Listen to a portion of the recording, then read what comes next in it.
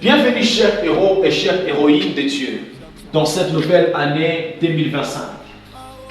Bienvenue à tous ceux qui ont gardé la foi en Dieu, à ceux qui l'ont honoré et à tous ceux qui ont décidé de marcher par la foi et non par la vue. Bienvenue à toutes ces femmes et à tous ces hommes de Dieu qui, malgré l'empoisonnement, les difficultés et les combats, ont décidé de servir l'Éternel. Cela même au prix de leur vie. Vous êtes des héros.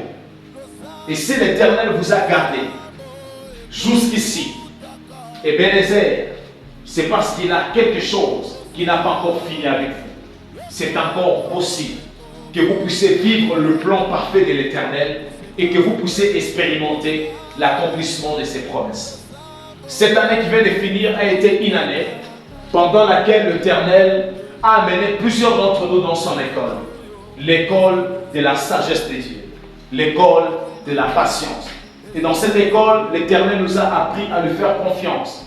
Nous a appris à ne pas les regarder seulement comme étant le Dieu créateur, mais à les regarder comme un père, à marcher avec lui, à lui parler comme un ami. Dans cette école, c'est là que l'Éternel forge des grands esprits, des hommes qui vont apporter la lumière dans des coins et des recoins, dans des nations, là où la lumière est arrivée. Parfois cette lumière a été rejetée. Dans cette école, Dieu prépare des hommes et des femmes qui vont conquérir le monde. Ma prière pour toi en cette année est que l'Éternel te donne une clé. Cette clé qui sera le secret de ton mariage, de ton succès, de ta longévité, de ta percée et de ton impact dans les ministères. Cette clé s'appelle le Saint-Esprit. Il est écrit, ce n'est ni par force, ce n'est ni par puissance, mais c'est par mon esprit, dit l'Éternel. Et que par le Saint-Esprit que tu arrives à accomplir et à réaliser le plan parfait de l'Éternel. Que tu deviennes tout ce que Dieu avait prévu par des prophéties, par des déclarations que tu allais devenir.